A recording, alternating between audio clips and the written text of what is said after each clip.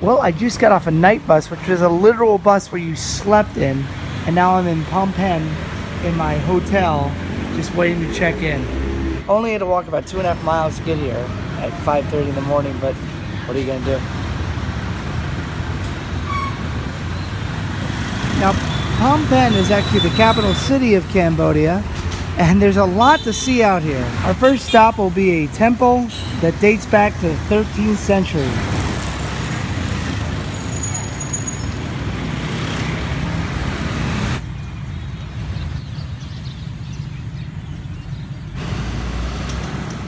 Hello and greetings from Watom. Apparently this whole area has been done 4 times. Once in 1434, 1806, 1894, and 1926. There was a long separation between the 1400s and the 1800s, huh?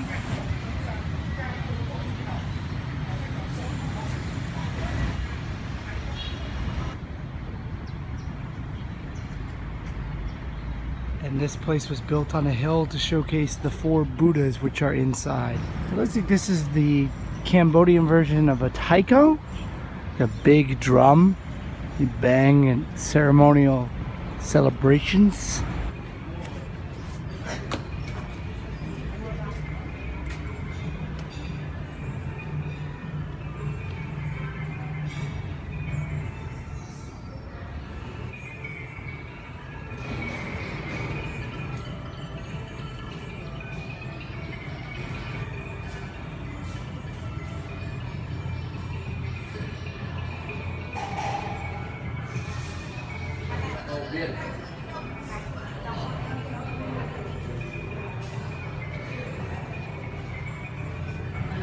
This place is crazy ornate.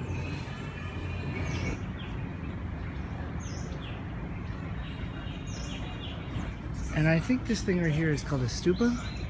Well, I'm not 100% on that. This is a nice little park to just climb the hill, look at the Buddha, and enjoy a forested area in the middle of the city. Hey, look, there's the American Embassy, and right over there, the flag's at half-mast. Is that because there's a government shutdown going on right now? I guess that's how they water the plants out here. Bring a big truck and just dump the water out.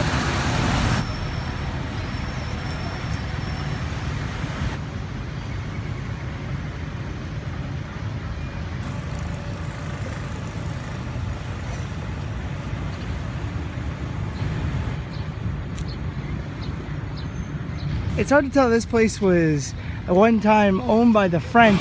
It's quite an eclectic city. Whoa, cigarettes out here are intense. Ended up in a hot noodle house trying to chow down some noodles. My dumplings are a little redder than I thought they'd be, but you know, what are you gonna do? And I just checked into my little Cambodian apartment. The word little definitely describes it. The bathroom is, well, the bathroom. And this is the shower inside the toilet bathroom. But the kicker is a sign that says no prostitute. It's not allowed to bring girls, prostitute from outside, restaurant, bar, nightclub, come into room or guest house. It's only allowed to bring someone who have present with when check-in only. Hope all dear guests respect this notice. Thanks. No drugs. Cambodia, my friends. It's a strange place.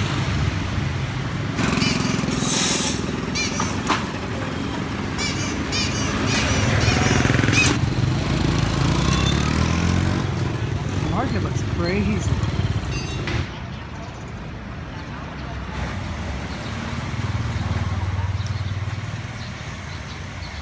Jesus.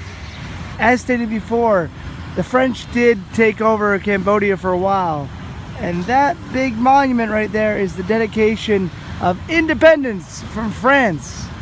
In front of the Independence Monument is a monument dedicated to the king who brought independence to Cambodia. Currently right now he has a bird nesting on his head. I don't think he minds.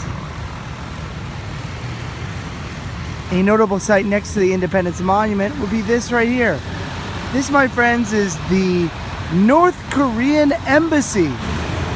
Well, there's Kim Jong-un right there. Yeah, I don't know if he visits this place, but this is definitely his little embassy. I didn't even know North Korea had embassies, but now I do. Whenever you see pictures of Cambodia, it's likely that you'll see this giant memorial, which is being blocked out by the brightness of the sun. Which have I mentioned yet that Cambodia is very, very hot? Because it is. Let's get out of the road here.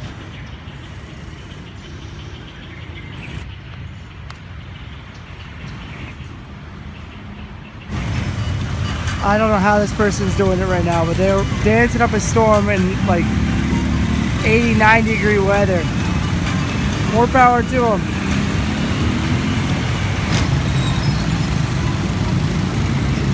In Cambodia, monster is called mutant. Do they not want to call it monster out here? Isn't this where Jack Black comes from in the Tenacious D movie?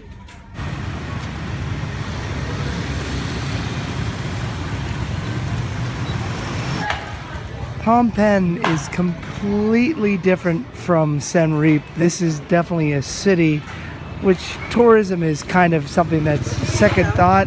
This is definitely a living, working city, and it's pretty crazy. There's a lot going on, a lot of people just kind of doing their own thing. I've never experienced anything quite like this place. However, the one thing that I think I've seen the most out here is old white men with very young women, and it's a little like disconcerting because obviously people are out here to do something that I would frown upon, but you know, hey, that's to each their own, I guess.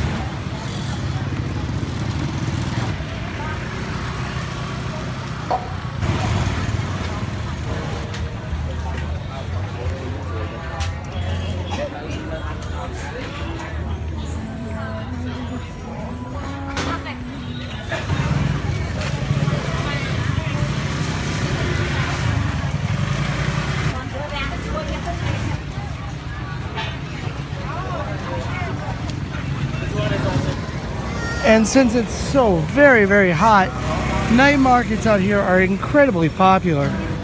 Cambodia really feels like a frontier town on the Wild Wild West. There's the laws, there's practices, but it feels like at any moment you could be scammed.